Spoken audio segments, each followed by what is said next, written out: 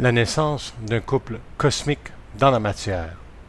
La nature éthérique de l'énergie de l'intelligence est nécessaire pour supporter la dimension totale et intégrale du couple dans la matière si celui-ci se compose d'une genèse vibratoire. Cela veut dire que la dimension éthérique des deux êtres est très importante s'ils veulent former un couple à dimension cosmique.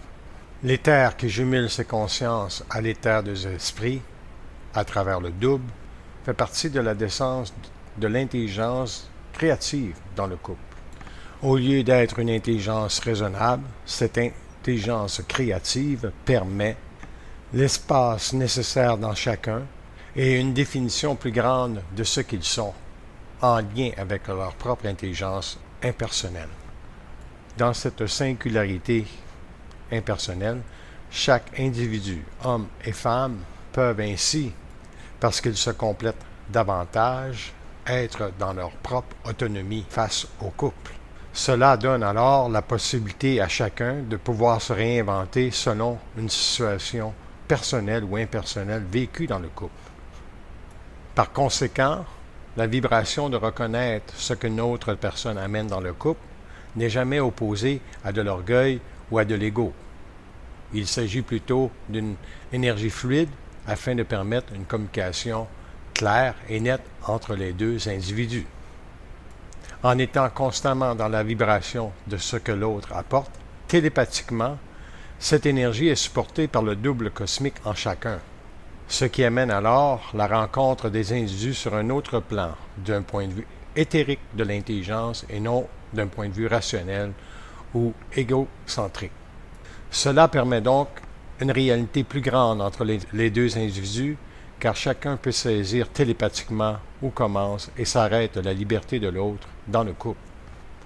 Dans la réalité vibratoire du couple cosmique, il revient ceci: chacun peut exprimer son verbe, car chacun a autorité dans la parole pour exprimer sa propre liberté face à l'autre. Ainsi, dans le partage des informations, l'ego est désengagé et les échanges d'informations deviennent beaucoup plus fluides et transparents, permettant à chacun de se renouveler dans sa conscience vis-à-vis l'autre sans être discrédité de quoi que ce soit.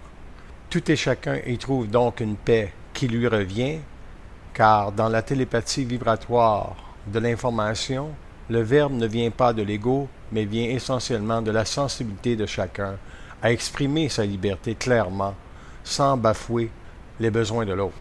C'est pour cela qu'à ce moment, le respect est très présent dans la sensibilité de chacun, ce qui amène alors la dimension éthérique du couple cosmique entre ces deux êtres qui voudront cheminer ensemble pour se créer des éthers de paix absolue.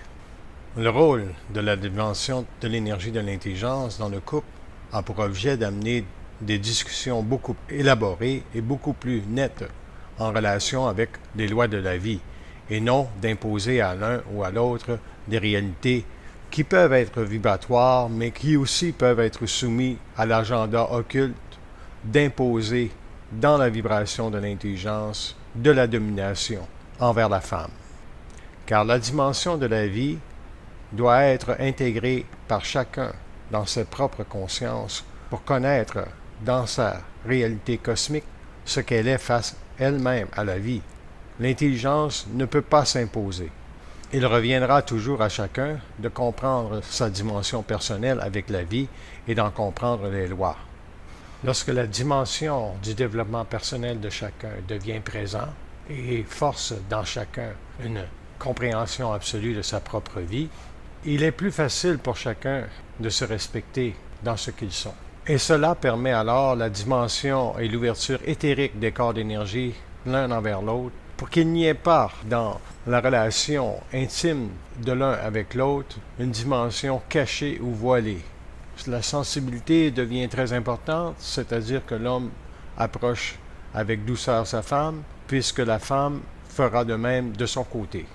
Si bien qu'avec le temps, la relation se soude d'une manière à ne jamais laisser entrer entre eux de l'astral ou des énergies qui pourraient simplement les opposer l'un à l'autre. Il y a donc l'étude présente afin de permettre une meilleure communication. Ce faisant, l'ouverture de la sensibilité de l'autre envers l'un permet une meilleure qualité vibratoire de la vie et de la paix du couple dans la matière. La réalité de la vie, que la vie commence dans le mental vibratoire et supramental de chacun, est ce qui permet ensuite de ne pas créer de forme sur la vie du couple, qui par conséquent permet de créer des attentes l'un envers l'autre.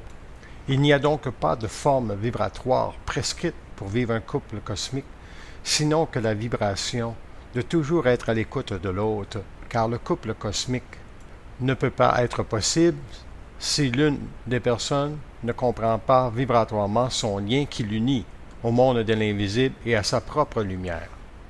La dimension cosmique est donc ce qui permet à chaque personne de comprendre qu'il y a un lien d'unicité qui l'unit avec la lumière, et c'est cela qui empêche donc les égaux à venir en compétition l'un envers l'autre, car chacun comprend très bien que la nature cosmique de leur égaux à parfaire une évolution qui ne discrédite pas l'autre exige de leur part une neutralité parfaite face à la vie. Ce qui est alors au rendez-vous dans la tête de chacun, c'est la nécessité de vivre la paix et d'être éveillé à la réalité vibratoire que l'invisible peut toujours les piéger dans leur propre dimension égoïque ou égocentrique. La qualité vibratoire d'être intelligent face à l'invisible nécessite de l'ego d'être scient de sa communication avec le plan mental. La genèse vibratoire du couple cosmique commence du moment que chacun est en mesure de décider qu'elle veut vivre un couple pour l'intelligence et la paix que le couple lui procurera, car la qualité de l'harmonie vibratoire d'être ensemble ne sera jamais jumelée à la division de s'opposer l'un à l'autre inutilement. Du moment que chacun choisisse de s'unir l'un à l'autre pour vivre un couple, chacun sait aussi se reconnaître dans la dimension personnelle de son intelligence.